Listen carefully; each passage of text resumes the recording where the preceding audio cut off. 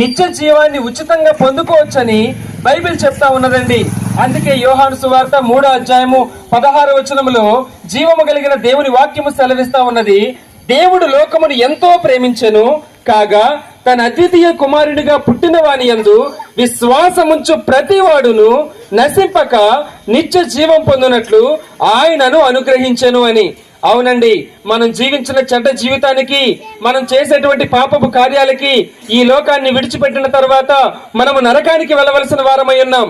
ఆ నరకానికి వెళ్ళి అక్కడ ఘోరమైన శిక్షను అనుభవించే వారముగా ఉన్నాం.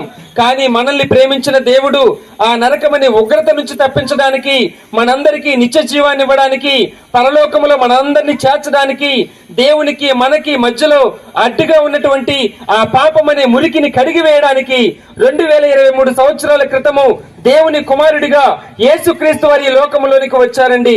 ఆయనే కన్యక